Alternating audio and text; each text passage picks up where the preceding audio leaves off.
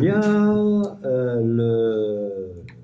la lettre Dalet avec le mot Dal qui s'y raccroche. Donc on a expliqué la dernière fois longuement que le Gomel a Dal, c'est-à-dire c'est Gomel Chesed, c'est lui qui fait du bien.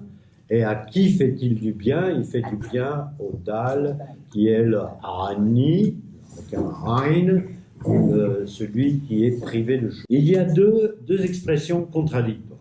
La première, c'est Daloti Veli Yoshua Yehoshia et Aromim Hashem Ki Dilitam. Le mot Dal, eh bien, il peut être compris dans deux sens. Je suis Dal, ok, je suis pauvre, mais Hachem me soulève, d'accord? Il me soulève. Donc, il y a Dal Kalpei Mata et Dal Kalpei Mala, d'accord? De la même façon qu'on a un Dli, hein, un Dli, on en a parlé aussi, c'est quoi un Dli? Un seau. Un seau, avec lequel on sort de l'eau, d'accord? Du puits, d'accord? On sort de l'eau du puits, et il y a deux actions. La première, c'est de descendre le puits, de descendre le seau, puis ensuite de remonter le seau, d'accord? Donc, Dlia, quand on dit le mot Dlia, c'est puiser. C'est le terme de puiser, c'est-à-dire c'est de prendre un seau et de le monter. Donc vous voyez que la lettre Dalet, elle comprend ces deux notions. Kalpei Mala, on monte, Vekalpei Mata, et on descend. Ok. On va peut-être revenir à ça. Tsurat Taot Dalet. Alors, la forme Tsura de la lettre Dalet. Un Vav et un autre Vav. D'accord? Et il y a, parce qu'on m'a interrompu, et il y a un Vav ici, là, il y a un petit bout de Yud ici qui dépasse. Alors, quel serait le rapport? Quel serait le rapport entre le Delet et le Dal? Quel serait le rapport entre Delet et le Dal? En définitive, c'est une porte, d'accord? C'est une porte qui est ouverte, d'accord? C'est une porte qui est ouverte en direction du Dal qui va rentrer, d'accord? Donc, la porte ouverte, c'est la voie de la Netina, c'est la voie du don, d'accord? C'est la voie du don à celui qui n'a pas, d'accord? Bien. Donc, Adal, Dofek, Badelet, Adelet, Niftachat, la porte s'ouvre vers le Dal, et à ce moment-là, le Gomel Chesed donne, rentre et donne. Le Dal demande, le Gomel Chesed donne.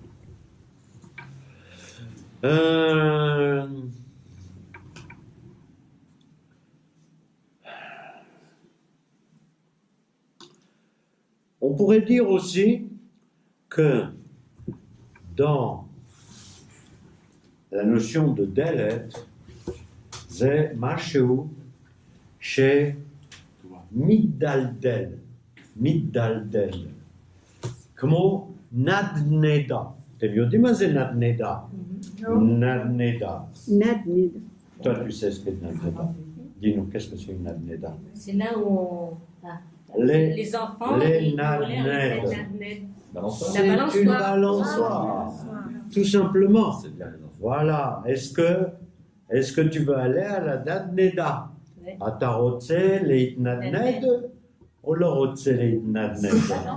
C'est se balancer. D'accord? Donc, la lettre Dalet, qui est sur un pied, on peut imaginer que le vav du bas va à droite, va à gauche, d'accord? Va à droite, va à gauche, שהדלת שמלמעלה למטה הוא מתנדנד. הוא מתנדנד מצד הדלות ומצד הנתינה. Donc ce vav d'ici, il se balance tantôt dans le sens de donner, tantôt dans le sens de recevoir. C'est ça aussi une façon de considérer cette lettre Dalet. C'est-à-dire que le Vav du haut ne bouge pas. Le Vav du bas, eh bien, il pourrait être flexible lorsque on utilise le sens de Nadned, Nadneda, Nun Dalet. D'accord? Ok, Bakasha. Le Dalet, il est après le Guinel. Oui. Comment il peut s'ouvrir pour recevoir, puisqu'il lui tourne le dos? Non. Guinel. Non. C'est-à-dire, non, ce qu'on avait dit la dernière fois, on le dit depuis le début, c'est que dans la mesure où l'alphabet hébraïque, c'est une chose très importante à comprendre, va de la droite vers la gauche, il y a une progression géométrique et sémantique de la droite vers la gauche. Donc quand on dit ou gomel chassadim, c'est-à-dire le gomel, le donneur à Noten, il donne au dal, il donne à la lettre qui suit. Celui qui rentre dans le dalet, c'est pas le gomel. Le gomel, il donne. Celui qui rentre dans l'ouverture du dalet, c'est le dal. C'est le pauvre. C'est le pauvre qui donne. Le riche, c'est le pauvre qui reçoit. C'est pas le gomel, d'accord? Le gomel, il donne, d'accord? Comment il peut donner s'il y a le Dalet qui Le mazel chané. Tu as le gomel. La balance aussi. Et puis il y a aussi la notion de balance. C'est là qu'il donne. Quand le dalet, il est là, Ah oui, là, ça rentre. là, eh bien, il y a le guimel qui est là pour donner. Et le dal, il est là pour recevoir. D'accord? Cette forme géométrique toute simple, en fait, elle symbolise la notion de la netina. Ok? Mais, pardon, Alex, ça Oui, peut je être t'en prie. aussi la porte aussi, non? Une porte. Dalet. Dalet, c'est une Oui, porte. une porte. Oui, C'est c'est une l'entrée. C'est une entrée. Ou une Oui, sortie. oui, oui, Ou une sortie. absolument. C'est une entrée, c'est une sortie. Mais ce qui est Il n'y a pas important de clé. dans cette entrée ou cette sortie, c'est ce que je viens de vous dire. C'est ce que je viens de vous dire. Oui. C'est une porte qui est ouverte vers celui qui a besoin. D'accord? Ça ressemble en ce sens aux bêtes qu'on avait vues, qui est aussi une maison ouverte aux quatre vents. D'accord? C'est le chesed que fait Avraham Avinu à ceux qui viennent le voir. C'est la notion d'hospitalité. D'accord? Là, ça va au-delà de la notion de l'hospitalité. C'est non seulement je te reçois, mais tu es là pour frapper à ma porte, et dans ce cas-là, je vais te donner. D'accord? C'est ça. t'élever. Pardon? Donc t'es levé. Je te donne pour Je te donne pour t'élever à ton juste niveau. Exact. Vous savez que il y a C'est d'accord. il y a un concept très juif, beaucoup repris par le mouvement chassidique. C'est quand on donne à quelqu'un, on lui donne jusqu'à combien? Est-ce que vous savez jusqu'à combien on donne? Je ne parle pas de l'acte de donner avec les différents niveaux du donneur, d'accord? Je te parle de l'acte de recevoir. Jusqu'à ne pas le vexer. Non. Jusqu'à ce qu'il s'élève. Non, non. Jusqu'à qu'il puisse se sentir tout seul. Ok, non, alors, ok. Ça, c'est une explication, Hubert. C'est effectivement l'explication, ça c'est une explication universelle. Ne donne pas du poisson à un pauvre, mais apprends-lui à pêcher. pêcher. Oui, mais ça, c'est pas un truc juif, ça. C'est Ce qui est un truc juif, vraiment, c'est je te donne jusqu'à ce que tu puisses revenir au matzav hanté, c'est-à-dire à ton matzav, à ta situation antérieure. Autrement dit, un riche qui a perdu tous ses biens, d'accord, ne peut pas vivre comme un pauvre. Un riche qui a perdu tous ses biens, il faut faire en sorte de le rétablir dans le stade où il était quand il était riche. Ça ne veut pas dire forcément lui donner autant qu'il avait lorsqu'il était riche, parce que sinon c'est nous qui serions très très pauvres. Mais il faut le remettre en selle. L'idée du don, de la tzedaka, c'est de remettre quelqu'un en selle afin de lui permettre de revenir au matzav dans lequel il était d'une façon, il a été toute sa vie, d'accord? Ce qui fait que vous prenez un riche, j'en sais rien moi, vous n'allez pas lui donner un morceau de pain. Vous allez, je sais pas moi, par exemple, lui donner un prêt important à un taux minimal, ou pas de taux du tout, puisqu'on est entre juifs, de façon à ce qu'il puisse refaire un investissement et redevenir riche. C'est ça l'idée qui se dégage chez nous, d'accord? C'est permettre, c'est quelque chose que vous saviez ça? Non. Oui, mais moi je parlais pas de poisson, je parlais de ça. Remettre à flot. Tu parlais de ça. Oui, je parlais pas de C'est ça l'idée qui se dégage dans la notion du judaïsme. Alors,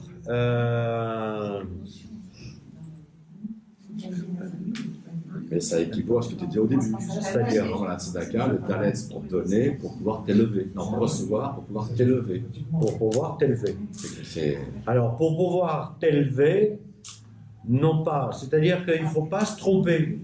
Quand tu donnes à quelqu'un le don, la tzedaka, l'aumône, comme on dit chez les autres, c'est un acte extrêmement dangereux. C'est extrêmement dangereux à prendre avec beaucoup de pincettes, d'accord? Parce que tu peux faire du bien, tu peux tuer aussi, d'accord? Tu peux tuer en vexant, Tu peux ce qu'on appelle les albin panav. Vous savez comment on dit vexer en hébreu? D'une façon faire rougir la face. Sauf qu'en hébreu, c'est les albines. Et les albines, ça vient de lavane. Donc, c'est pas faire rougir la face, c'est blémir. Blémir. D'accord? Faire, voilà. Ils n'ont pas compris. Rougir la face, non. Non, c'est quand tu fais quelque chose avec quelqu'un, vis-à-vis de quelqu'un, et que tu le fais d'une façon maladroite, que tu vexes quelqu'un dans un groupe, d'accord? Eh bien, c'est terrible. C'est comme si tu le tuais, d'accord? C'est un véritable meurtre, puisque tu le fais descendre, d'accord? Quelle est la réaction de celui que tu as vexé en public? Il blémit, il ne rougit pas, il perd son sang, d'accord? Rougir, c'est le sang qui monte, c'est un signe de colère, d'accord? Blémir, c'est le sang qui descend, c'est vraiment, voilà, se liquéfier, d'accord? Donc, le gomel chesed, eh bien, il doit être extrêmement circonspect, d'accord? Circonspect dans le sens de surtout pas vexer celui qui reçoit, d'accord? Celui qui reçoit. C'est-à-dire que quand on donne à quelqu'un, il faut déjà avoir une idée de ce qu'on appelle le ma'amad de la personne. Le ma'amad en hébreu, c'est statut. Ma'amad, c'est efo Slicha, d'accord. Efo ou Ahmad. Hein? Où se tenait-il? Attends, je continue, mais je t'en prie, Fana. Qu'est-ce que tu voulais dire? Non, vas-y. Non, je disais Dans la rue. que dans la rue, par exemple, ça arrive souvent. Quoi? Qu'est-ce qui arrive? Qu'on fait Les gens qui le... tentent Que la le main. monde et que, bon, tu donnes. Je sais pas qui il est, quel est son statut. Des fois. D'accord. Alors, il faut savoir qu'il y a des, disons, des rabbinim, des gens, hein, qui disent, faut pas donner comme ça. Faut pas donner. Faut pas donner comme ça à n'importe qui. Parce que tu ne sais pas à qui tu donnes. D'accord? Quand tu donnes, il faut connaître la personne à qui tu donnes. C'est important, Fana, ce que je dis. Il faut connaître la personne à qui tu donnes, de façon à connaître son Mahamad antérieur, quel était son statut antérieur, de façon à donner selon ses besoins et selon sa demande. D'accord? C'est important, ça. D'accord? Il y a un riche ou un ex-riche qui vient et tu lui donnes, regarde, tu donnes un, je sais pas moi, un morceau de pain ou un gâteau. Le riche, il est mal. Tu dis, attends, j'en suis arrivé là pour recevoir un morceau de pain. Je veux dire, j'avais une maison, j'avais une villa, j'avais une bagnole, j'en suis arrivé là. C'est boing, d'accord? Ok. Quelqu'un qui a faim, évidemment, il sait qu'il a faim, tu lui donnes, d'accord? Tu lui donnes un morceau de pain, tu lui donnes une soupe chaude, tu fais, etc. Mais tu sais à qui tu donnes, tu vois ce que je veux dire? Est-ce que tu... Mais Oui, qu'est-ce que tu voulais dire? Oui, je dis, quand on donne comme ça, c'est jamais des sommes Voilà, extraordinaires, exactement. c'est 10 shekels, 20 Voilà, shekels. ça c'est différent quand même. Ma chérie, de qui parles-tu? Des gens qui font le Quand monde dans la rue. on donne, ah, dans la rue. Dans la rue. Mais la rue, c'est une chose. Voilà, c'est autre chose. La rue, c'est Et c'est la rue, c'est la notion d'aumône. La notion d'aumône n'est pas une notion juive. Et c'est peut-être pour ça qu'il y a des associations qui distribuent. Laissez parler les gens. Et c'est peut-être pour ça qu'il y a des associations qui distribuent plutôt de la nourriture, ou même des chèques et tout ça, au lieu de donner directement à la personne. C'est la voilà. C'est ça, c'est ça. C'est pour ça que souvent on dit il vaut mieux Donner à des associations. à donner à une association dans laquelle vous croyez. Une association cachère, une association qui fait du chesed, etc. Elle a le know-how pour savoir À qui il faut donner. à qui il faut donner, comment il faut donner et combien il faut donner. C'est ça. Eh oui, et combien il faut donner. Hein? D'accord? Ces personnes-là vont pas dans les associations. Non, Ah, on si, parle pas non, des gens dans la rue. Non, pas les gens dans la rue. Les Ça, gens c'est dans pas la la- Tzedaka, ça. Alex, Ah Ça, oui, c'est oui, l'euro. oui. on a Vas-y. eu un gros problème à Natania. Il y avait des femmes qui venaient. Après, on a su qu'elles venaient de Natania. Bon, c'était de Tibériade. C'était des femmes de mauvaise vie. Oui. Mais leurs mecs les envoyaient à Natania pour faire l'aumône. Eh bien, les rabbins, ils ont obligé de régler ce problème. On a été prévenus qu'il ne fallait plus Mais donner. Mais oui, Bah oui, c'est normal. C'est ben, normal. c'est une normalité totale. Mais oui, moi, Ça je- rejoint complètement Oui. ce que je Qui vient vous de dis dire, là. voilà. Alors, on D'accord. a la tzedaka Tzedaka, c'est ça, à la la maison. tzedaka. C'est le plus facile. C'est la Tzedaka. Oui, mais cette tzedaka, tu la donnes à qui après? Ben, il y a quelqu'un qui vient. Voilà. Alors, c'est ça, une maison et une voilà. boîte de tzedaka, Une boîte de tzedaka. c'est une Ah, association. c'est une association. C'est une Ou les association. Lubavitch, ou- Voilà. C'est une association. Voilà. Il y a quelque temps, Oui. il s'est passé en Israël une chose assez désagréable. C'est qu'on a appris que Ah le oui. Keren Kayemet l'Israël, donc le KKL, n'était pas aussi cachère qu'on le pensait. Or, les premières boîtes de tzedaka qu'il y avait encore il y a 50 ans, 60 ans, 70 ans, non, ne parlez pas en même temps, moi. Mais je vous laisse tous parler. Oui, oui. Dans les maisons juives, c'était la fameuse boîte avec le Magen David en bleu dessus Keren Kayem et les Israël.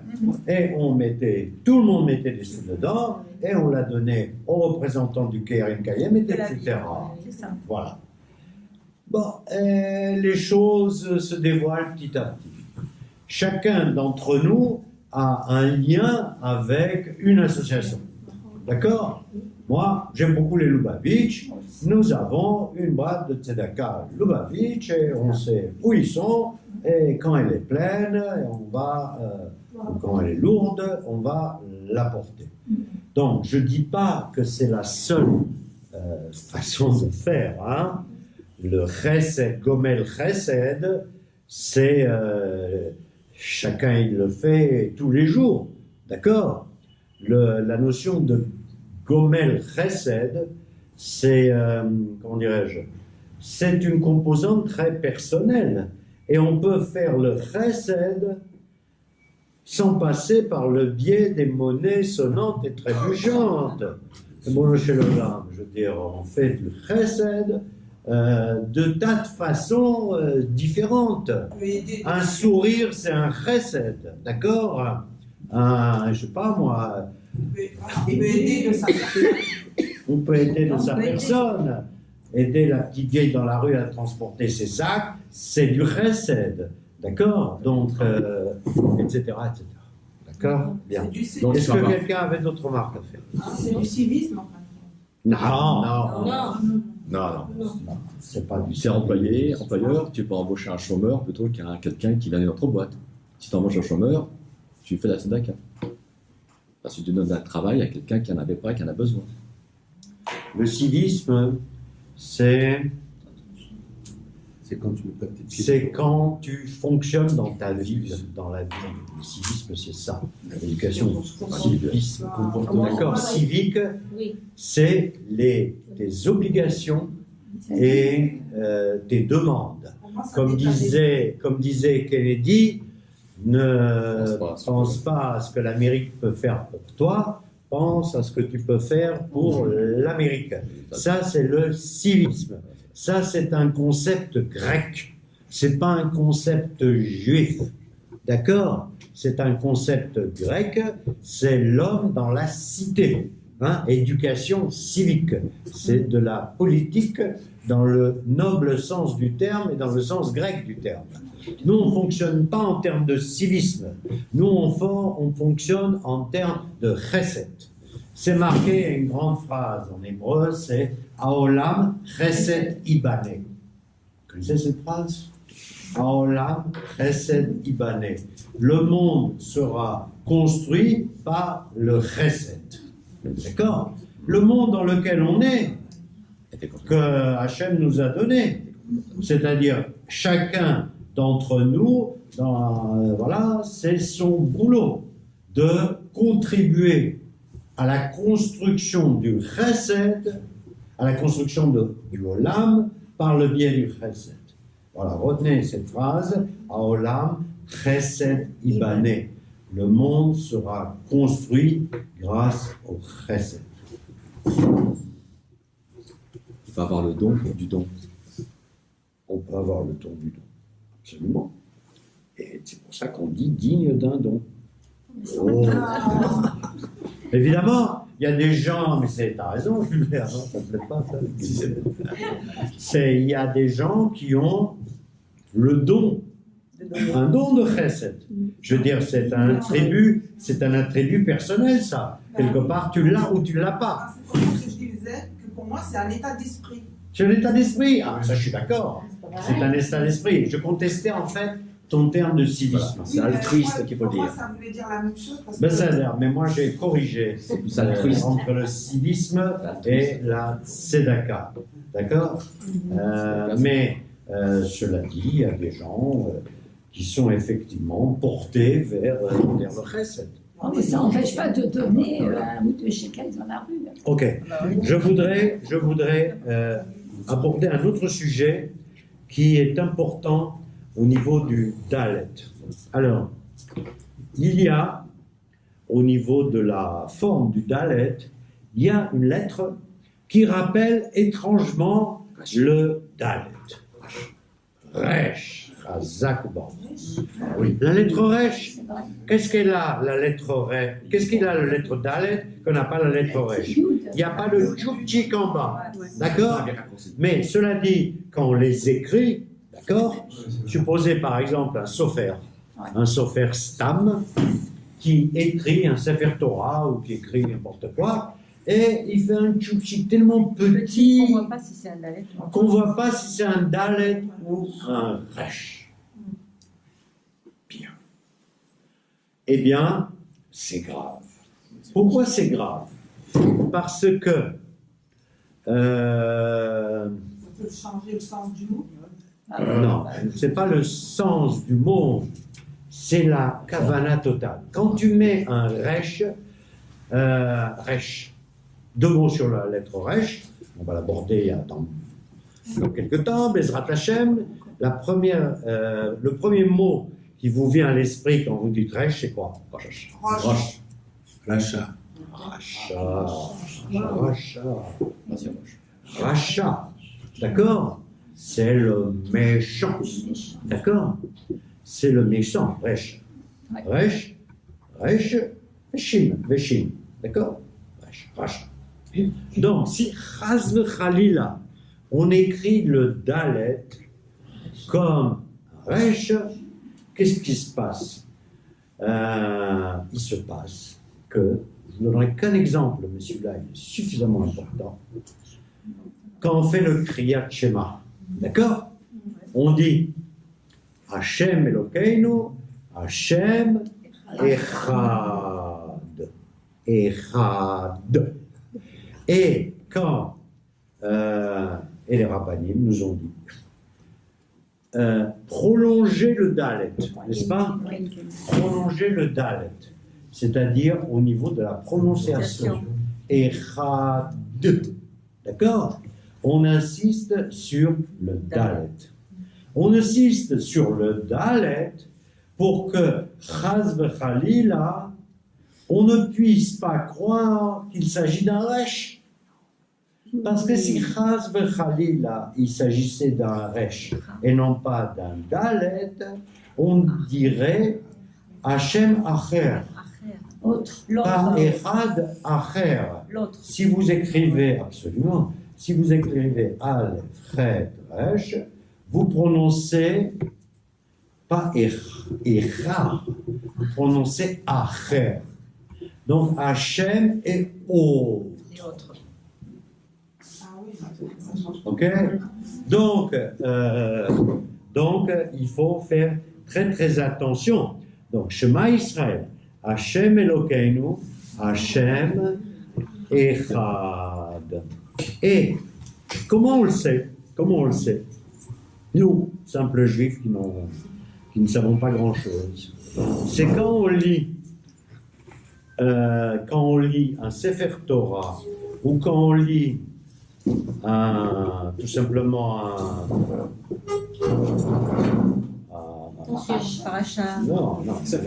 un Sefer Tfila, un Sefer Tfila qui est écrit d'une façon extrêmement médoukdek, très précise. Qu'est-ce qu'on remarque?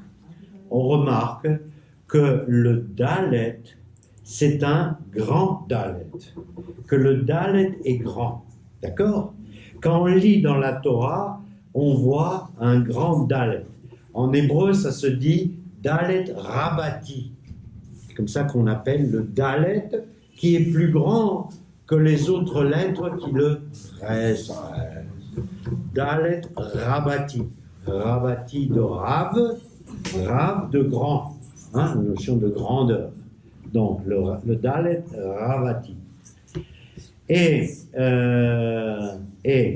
quand on lit un autre passouk de la Torah, c'est marqué Lo tishtachave le'el acher. Tu ne te prosterneras pas vers un Dieu autre. Et le Resh, dans ce cas précis, est aussi un Resh Rabati. C'est aussi un Resh qui est grand.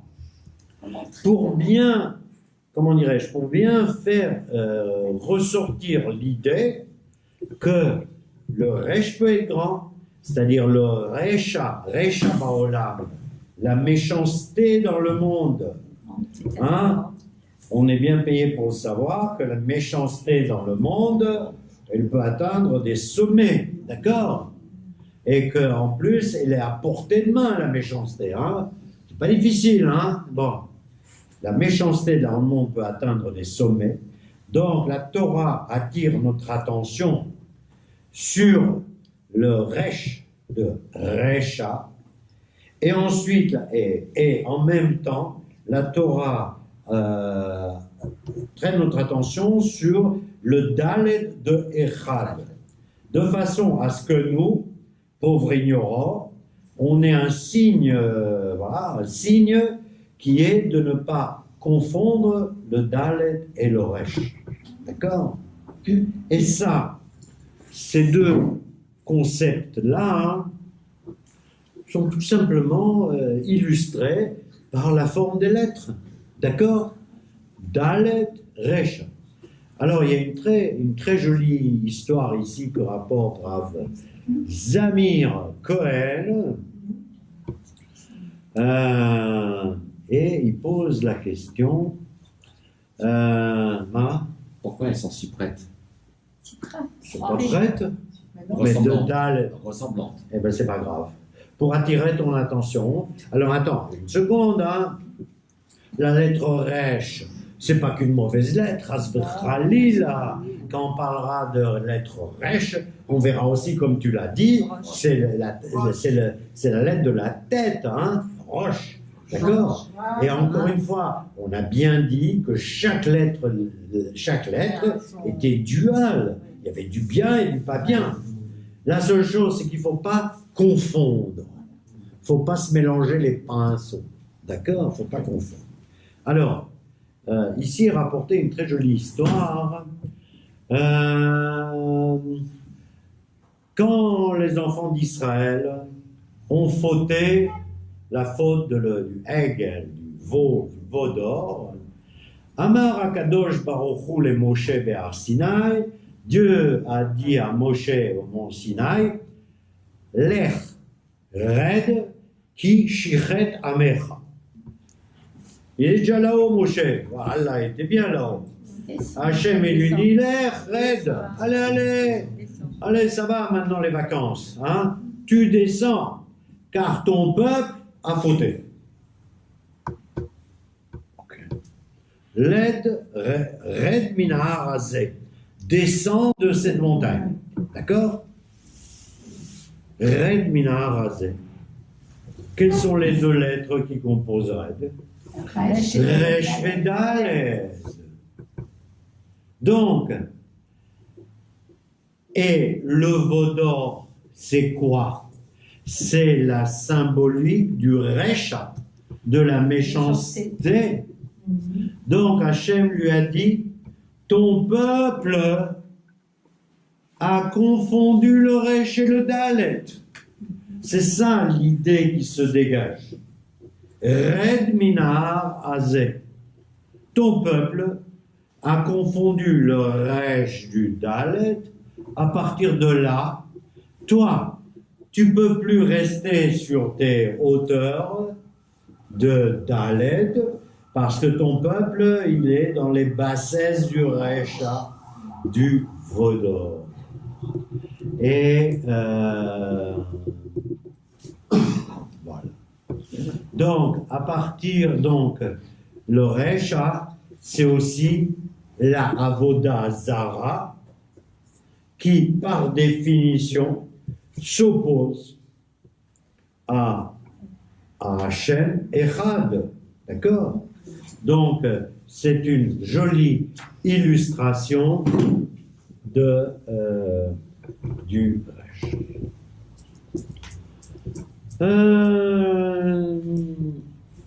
Aujourd'hui, on va prendre la décision de essayer de faire plus d'une lettre dans un même chiour, parce que Il y a Allah, ça va nous amener, voilà, Allah, ok, On fait des petits chats. voilà, ça va nous amener, je sais pas quand, ça va nous amener à la fin de l'année. Alors,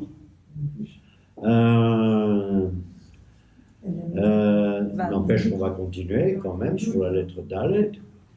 La lettre Dalet, quand on la regarde, eh bien, on voit encore une fois ce Vav vertical, ce Dalet horizontal, et on a l'impression, elle donne l'impression que Machéou Bolet, c'est-à-dire que ce Dalet horizontal, ou Bolet, comment on dit ou Bolet, il est apparent, il ressort.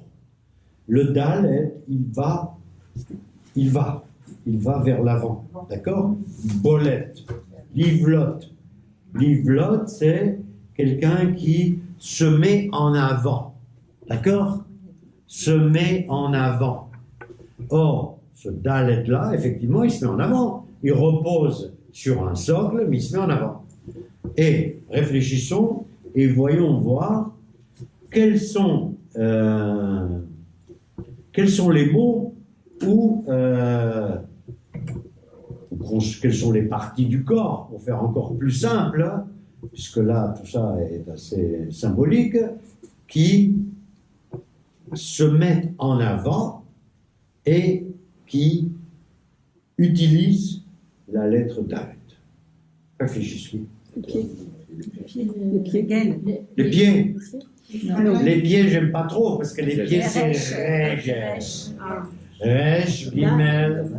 non, la main, c'est Yad. Yad, bien fait. Yad. Ok? La main, eh bien, par définition, regardez-moi là, hein? Je fais un dalle là, hein? Voilà, la main, elle est tendue. Elle est tendue pour faire quoi? Soit pour donner, soit pour prendre. D'accord? Donc, c'est la notion de dal, daloti veli Yoshua, c'est-à-dire c'est la notion de je te lève ou je te descends. D'accord? C'est la notion du manof dont on avait parlé. Le manof, c'est quoi? C'est la grue. Qu'est-ce qu'elle fait, une grue? Une grue, par définition, elle a une partie fixe. Si la partie n'est pas fixe, bonjour les dégâts, d'accord? Bien. Donc là, cette partie verticale est fixe, et la partie horizontale, elle monte, elle descend. Et en tout cas, elle tourne aussi, oui, mais en tout cas, elle est pointée vers l'avant. Comme fait une main, avant que l'on inventa, hein, avant que l'on inventa la poulie ou la grue. La poulie ou la grue. Comment allait-on chercher de l'eau? On avait un seau ou quelque chose qui faisait office de seau, on avait la main, on descendait, on remontait. Moi, j'ai jamais fait. Celle-là, t'as jamais été chercher l'eau du puits? C'était. à la fontaine. Oui, mais ça, c'est vachement avancé, mon pote. C'est vachement avancé. Là, t'as sauté quelques millénaires, là. La pompe. Parle pas de pompe. Cela dit, même la pompe, Oui, c'est vrai. quand tu fais ça, et Mais c'est la ça, main qui est en tu avant. fais quoi? Pareil. Tu vas en avant et en arrière. Tu vas D'accord? chercher. Tu vas chercher Et ou tu reçois. pomper. Voilà. Donc, c'est exactement la même chose. Ouais. D'accord? Bien. Ça, c'est important. Et un exemple. Il y a un autre exemple qui utilise la lettre Dalet. Alors, je vais vous mettre sur la voie. Réfléchissez. Ben, quand on fait le schéma, on peut faire la lettre. Mais c'est la main C'est toujours. pas. C'est la main. Non, c'est pas la main. C'est pas la main. C'est les parties du corps. On est dans le corps. Doigt, mais je vais dire doigt quand tu dis un doigt. Betsen. Donc, il n'y a pas de dette. Dégager le drapeau. Non, Non. Non. Non, les pieds. Le Le corps, du corps, le corps. D'accord. Dibou. Le nez, non, c'est A. Il n'y a pas de dalet. Quand vous prenez la lettre Dalet et que là, vous la multipliez par 2 et que ça donne la lettre Dad, Dodim, dadim. Qu'est-ce que c'est, les dadim? Les dadim, c'est les lolos. Ah oui, dad, c'est ça. C'est les lolos.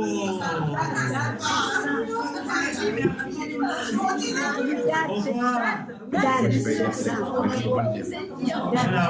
On n'a rien. Sans les deux. Dad, c'est ça. Quand on Les doudounes. Ah, on dit les doudounes? Ouais. Tu te rends compte? Ah, j'avais oublié ça. Les doudounes. Et d'où ça vient les doudounes? Ça vient de dad. Vous voyez encore comment la lettre, l'hébreu, s'est infiltré. Alors, on peut dire dad et on peut dire shed. voilà. Shaddai. Mais c'est la même chose. D'accord? C'est la même chose, vous le savez ça. Vous n'avez pas appris ça à l'Ulpan? En doublant la lettre Dalet, on trouve les doudounes. Aïe, aïe, aïe. Non, mais nous, les femmes, on la non, avec la mamoration. Moi, j'ai pensé à ça, mais je ne savais pas comment ça se disait en hébreu. Parce que moi, je... Ok. Allez, on va parler encore d'un truc qui m'a semblé intéressant, parce qu'il va chercher des trucs auxquels j'aurais pas pensé. Zamir, il paraît qu'il vient à Ashkelon ou Ashdod. J'ai entendu dire Zamir Cohen. Hein? Moi j'ai entendu. Tu l'as entendu ici? Oui. Il est bien comme mec. Ah oui, Bien. Il apporte un autre concept relié à la lettre Dalet.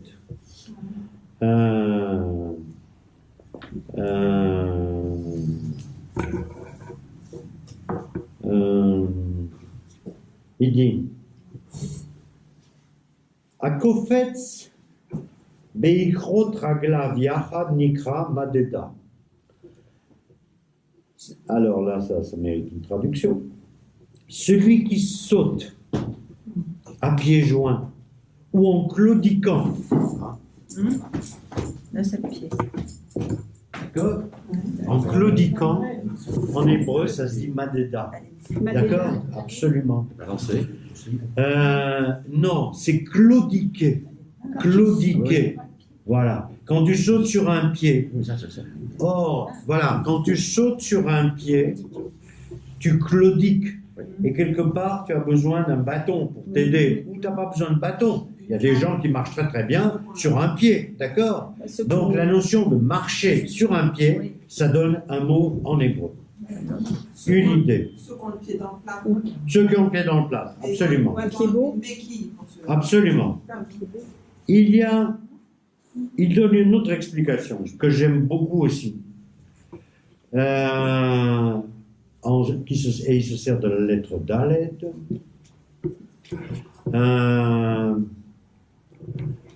Ou Yoshev Badad. Badad. Mazé Badad. Badad. Badad, vous avez appris ce mot? Non? Badad, c'est pas une cache-route. Non, ma pitome, vous confondez avec Badat. Mais moi, je vous parle de Badat. Ah là là. Comme disait le regretté Manitou, la cache-route cache la route. Voilà. Mais bon, ça c'est, voilà. La Shevet Badad, ça veut dire la Shevet Nivdal, c'est-à-dire être seul. En hébreu, on dit Bdidout. Bdidout, c'est la solitude. On dit un Chayal Boded. Un Chayal qui arrive en Israël, sa famille est restée en Patagonie, ou à Chicago, il est seul en Israël, c'est un Chayal Boded. C'est un nom qui revient souvent en hébreu. Donc, le bet, plus 2 fois la lettre Daled, elle traduit une notion de solitude, mais en même temps, mais pas forcément solitude dans un sens négatif. Badad Yoshev, il y a une chanson comme ça aussi, ça va chanter. Badad Yoshev, c'est quelqu'un qui se tient à l'écart pour ne pas être, pour ne pas se mêler à une chavoura de bons à rien, d'accord?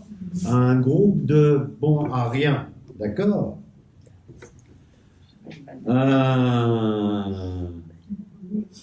Ashrei Aish, Asher lo yashav, bechavurat letzanim, ou bekerev tzadikim lo amad. Je ne sais pas si je retraduis d'une façon juste. C'est le premier psaume des Teilim, ça. D'accord? Voilà, on connaît ça. Ashrei Aish, Asher lo yashav, bechevrat litzanim, bekerev reshaim lo amad. Heureux l'homme qui ne s'est pas mélangé à une bande de rigolos et qui n'habite pas avec une bande de méchants. Les Teilim de David Ameller commencent comme ça. Badad Yoshev. Il vaut mieux être seul que mal accompagné, nous dit le dicton et le proverbe. D'accord? Ok? Donc, c'est la notion de l'évade. Badad, l'évade, et quelque part aussi echad. C'est-à-dire que je suis moi et je suis en dehors. Je me tiens en dehors. On dit, Ama Ivri, Yoshev be'ever lanahar. Lama Yehudim Yoshvim be'ever lanahar. Ça veut dire be'ever lanahar. Non, pas à côté. De l'autre côté. De l'autre côté du fleuve. Un juif est, par définition, celui qui se tient de l'autre côté du fleuve pour ne pas se mêler ou s'assimiler avec les autres peuples. Donc, il y a la notion de Badad Yoshev. D'accord? Être assis seul. C'est un concept important. C'est un concept très très important, ça, hein, qu'il vaut mieux être seul que mal accompagné.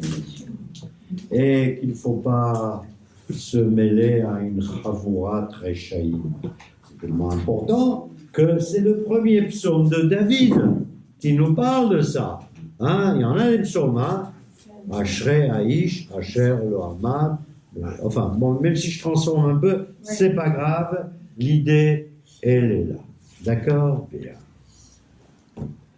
On pourrait dire encore bien des choses sur la lettre Daled,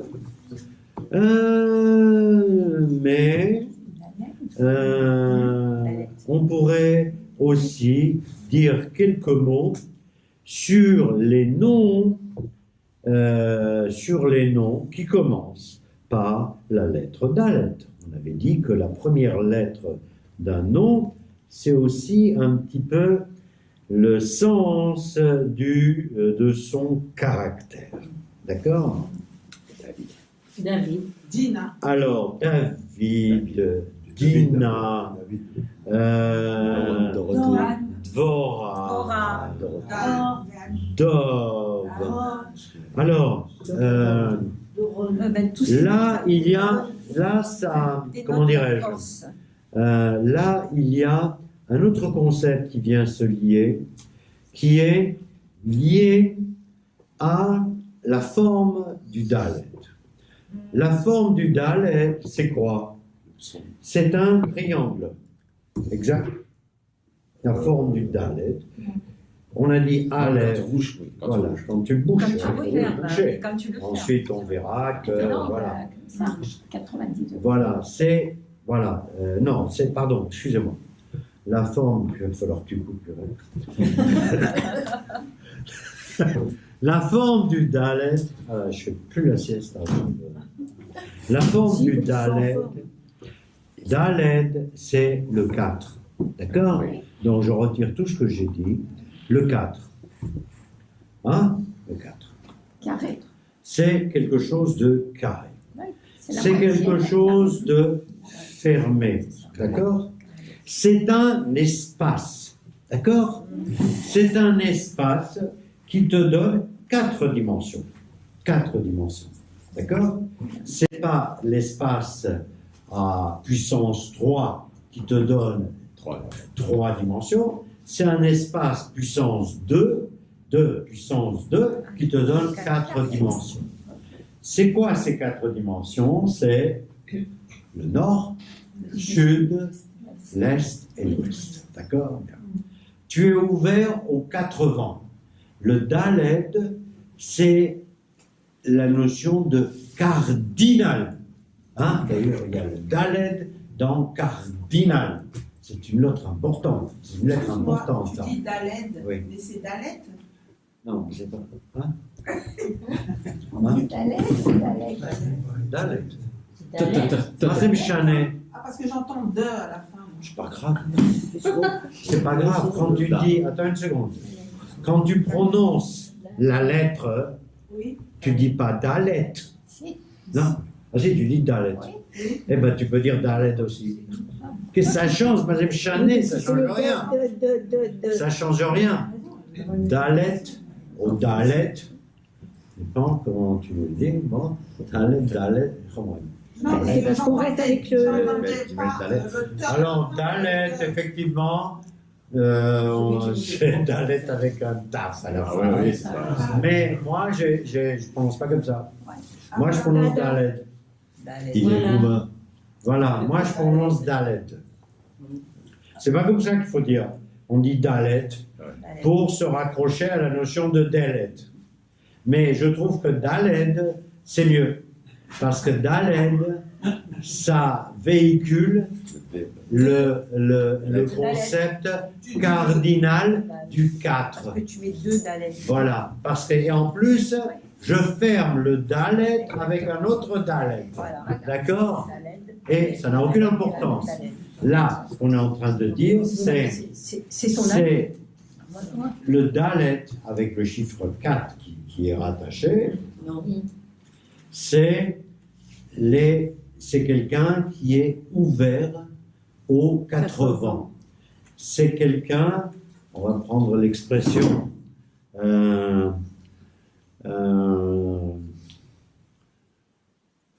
Est-ce que c'est quelqu'un qui est ouvert aux autres aussi?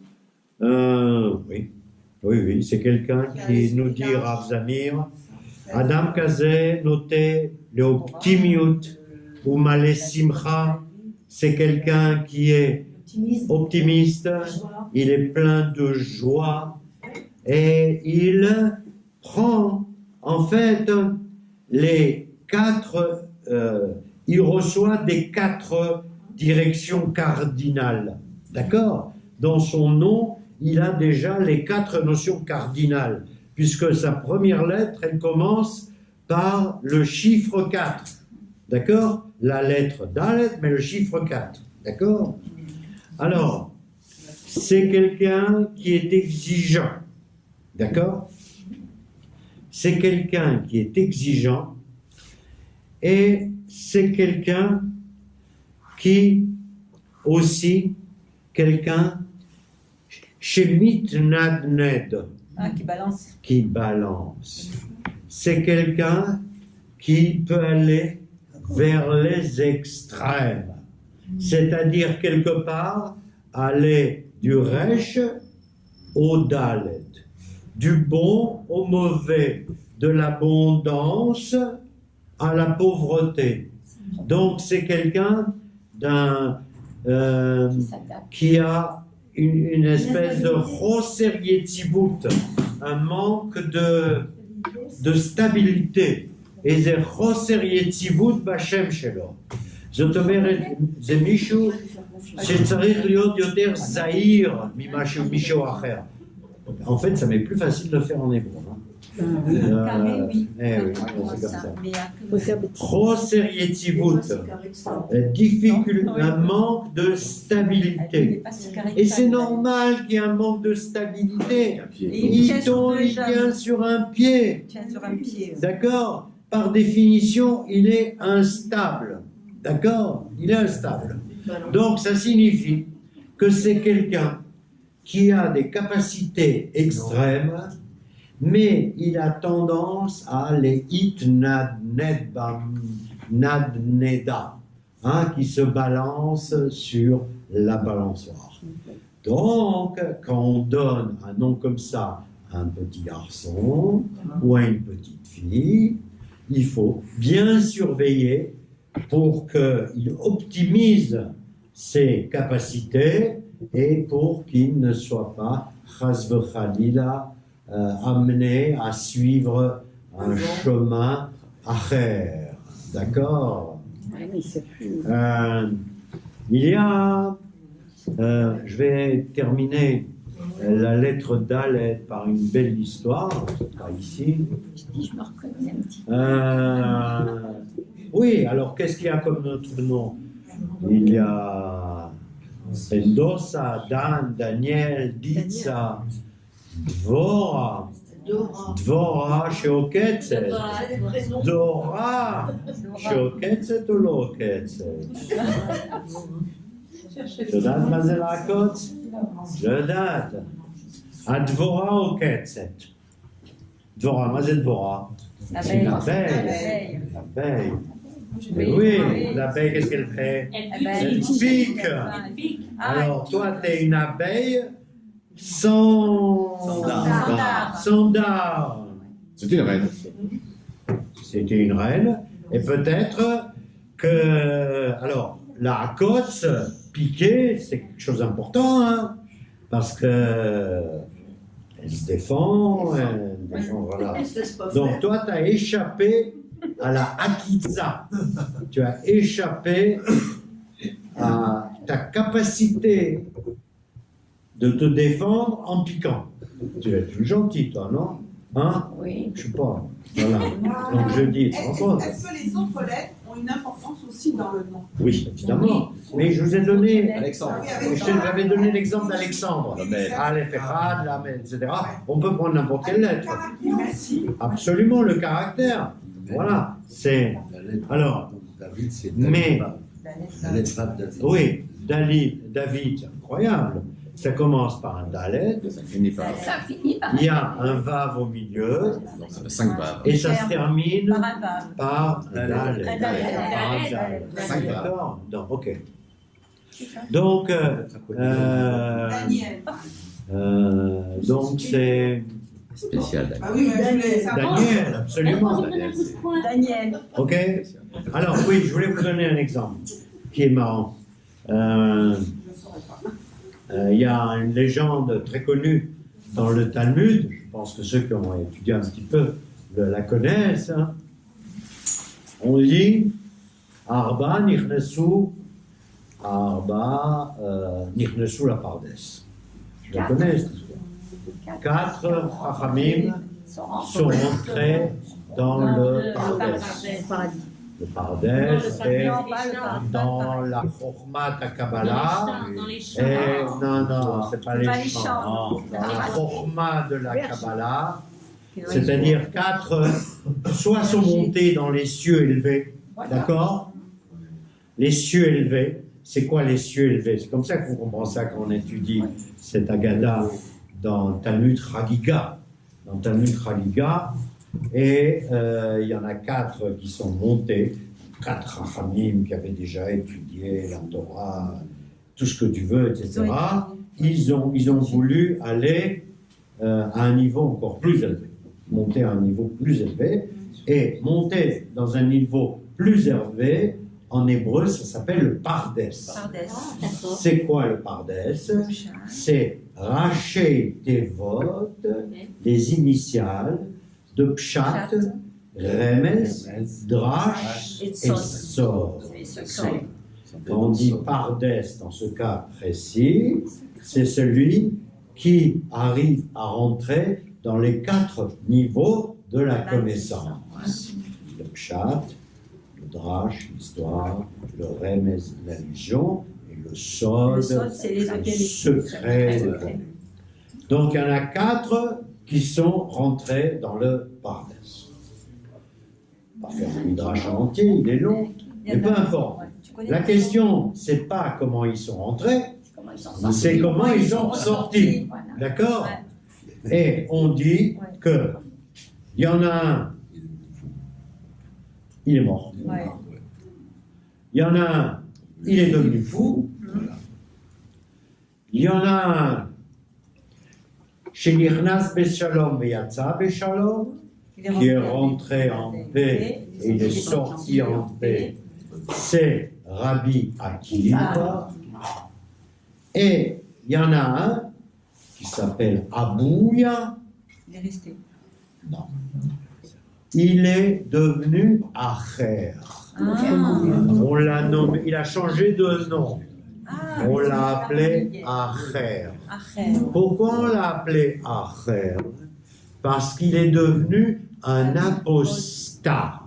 C'est quoi un apostat? Il a tout renié. Il a tout renié. Il est rentré dans les 4 degrés de la connaissance. Et ça a été quoi pour lui? Ça a été tout simplement qu'il est devenu un apostat. Renégat. Et il est devenu un apostat, un renégat, ce que vous voulez. Il est devenu Acher. Acher, ça veut dire quoi? Un autre. Autrement dit, on lui a donné la lettre Resh. Il est devenu un Racha. C'est ça qui compte. Un Acher, il était comme si, et il est devenu comme ça. Il est devenu un autre. C'est-à-dire, à l'entrée de Shabbat, première chose qu'il faisait, il prenait un âne, il montait dessus, et il faisait le tour de la ville, et même les prostituées de la ville, ils disaient, mais comment c'est possible, toi qui as été un si grand chacham, tu enfreins la Torah, regarde, c'est ma cheveux, sauf, אתה משפר כבר את הסוף. Donc, il traversait la ville et il était au verbe mitzvot befaresia. Ça veut dire quoi? Ça veut dire qu'il transgressait les mitzvot, en public. Vite, tu transgresses les mitzvot, c'est mais qu'on ne voit pas trop. Hein? C'est ton affaire. C'est pour ça qu'en hébreu, il y a le mot befaresia. Befaresia, qui n'est pas un mot hébreu d'ailleurs, c'est un mot grec, ça veut dire en public. Ne transgresse pas les mitzvot en public. Or, lui, qu'est-ce qu'il faisait? Et il aurait pu prendre son âne et aller se balader dans les champs. Personne ne l'aurait vu. Au lieu de ça, voilà. Donc, Rabbi Elisha ben Abouya, tel était son nom, était un chacham extraordinaire. Il était un grand maître, Elisha ben Abouya, était un grand maître, et effectivement, tu vas nous raconter à la fin, qu'est-ce qui s'est passé à la fin quand il est mort. Vas-y. Mais comment tu ne t'appelles plus? Tu as parlé de Rabbi Meir. Et son élève, c'était Rabbi Meir, voilà. et puis il le suivait. Donc l'élève de Rabbi Elisha ben Abouya avait comme élève un des plus grands maîtres de notre génération, Rabbi Meir. Vas-y, continue. Et il le suivait quand il partait avec son âne faire le tour de la ville, son élève le suivait. Et à un certain moment, il lui dit, arrête-toi Rabbi Meir, arrête-toi parce que tu vas transgresser le Shabbat, tu vas faire plus de kilomètres qu'il n'en vient. Voilà. Alors retourne d'où tu viens, moi je continue. Alors, et puis un jour, il a rêvé, je crois, il a rêvé, il a dit, il a vu Hachem, il lui a dit fais teshuva, et il a rêvé que Hachem l'appelait de son vrai nom, c'est ça en gros, je crois, de son vrai nom, et il a dit fais teshuva, et lui il voulait pas, il a dit non, je suis un autre, il est mort comme ça sans faire teshuva. Il est mort sans faire teshuva. Voilà. Et on raconte que Rabbi Meir est allé sur sa tombe. Il est allé sur sa tombe et qu'il a prié pour que Rabbi Meir ne rentre pas dans la fournaise, nani nana, et il a prié tellement fort qu'il y a une batte-colle qui est montée vers le ciel, et grâce aux prières de Rabbi Meir, Acher a été zakai de ne pas passer, etc., etc. On sait pourquoi il est devenu un autre. Oui, parce que, pour une raison très simple, il y a par exemple celui qui, alors, regardez les 4 trucs, les 4 degrés. On monte vers les plus grands sodotes de la Torah. Voilà, c'est-à-dire on s'approche du Shem Hashem. Celui qui est mort, eh bien, c'était un jeune homme qui n'était pas marié. Il n'avait pas d'attache terrestre. Il était tellement bien là-haut, tellement bien là-haut, dans les sodotes de la Torah, qu'il n'a pas voulu descendre. Il n'avait pas d'attache terrestre pour l'attacher à ce monde. Un autre, il est monté en haut, il a pris les sodotes les plus un. Veda'ato ishtapsha. Son sechel a commencé à fonctionner dans tous les sens. C'est-à-dire qu'il y en avait trop pour son sechel et il est devenu fou. D'accord? Acher, lui, il a dit non, c'est pas pour moi tout ça. C'est pas pour moi tout ça. C'est vrai que j'ai réussi à redescendre, mais c'est pas pour moi.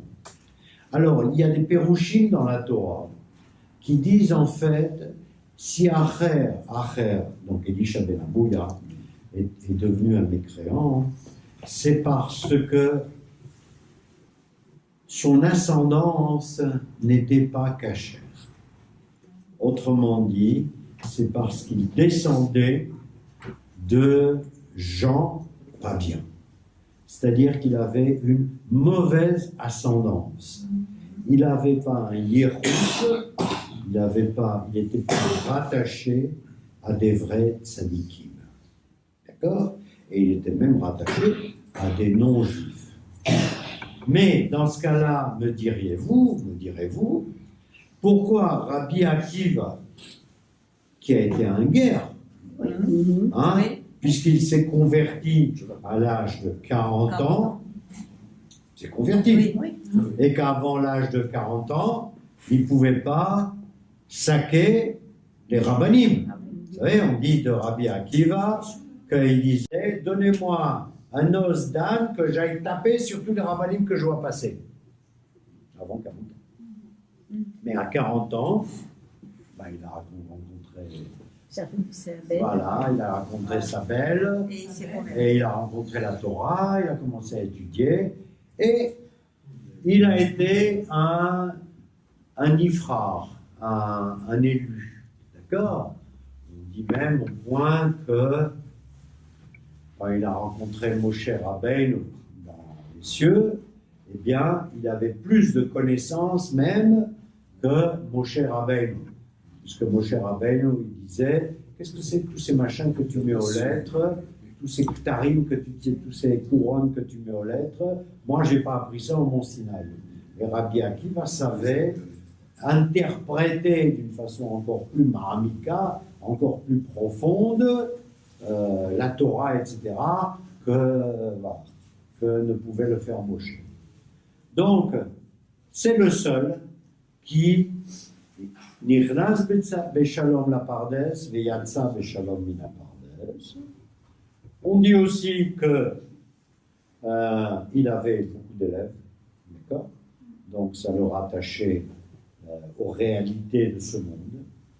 Il avait une femme qu'il aimait et qu'il aimait, d'accord? Et c'était important pour lui, d'accord? C'est très important. Donc j'ai beau acquérir des connaissances, ma place est là, d'accord? Ici-bas. Donc c'est le chiloub entre, je veux dire, la puissance intellectuelle peut conduire à des perversions, d'accord? À des perversions, ou chas v'chalila à la mort, ou chas v'chalila à la folie, ou chas v'chalila à devenir un apostat, d'accord? Et il y a peu d'élus qui arrivent à la connaissance. Parce qu'il aurait très bien pu dire c'est pas pour moi, sans pour ça devenir. Eh bien, on dit qu'il n'avait pas des bases.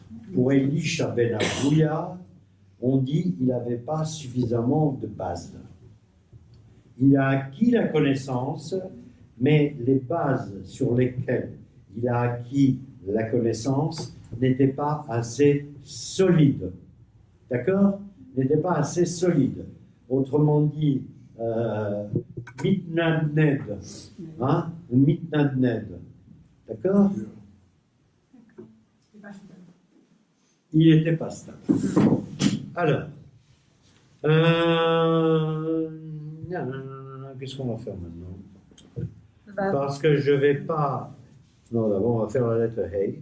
Mais moi, je ne commence pas la lettre Hey ici, encore, alors que j'ai encore 5 minutes. Ouais, 5 minutes. Hors de question. Voilà. Ça fait rien, on peut commencer. La lettre Hey et dire au moins une chose. La lettre Hey. La lettre Hey,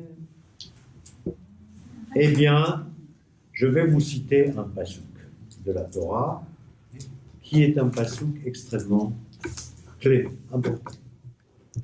Ele toldot hashamayim va'aretz behi baram. Voici les générations des cieux et de la terre, behi baram. Behi baram, c'est une construction de phrases bizarres. Lorsqu'elles furent créées, behi baram, lorsqu'elles furent créées, ou lors de la création. Donc, le Zohar HaKadosh nous dit quelque chose qui ne va pas là-dedans. Il faut lire Behei Baram. Les cieux et la terre ont été écrites par la lettre Hei. La démonstration, c'est, au lieu de dire Behi Baram, il faut dire Behei Baram.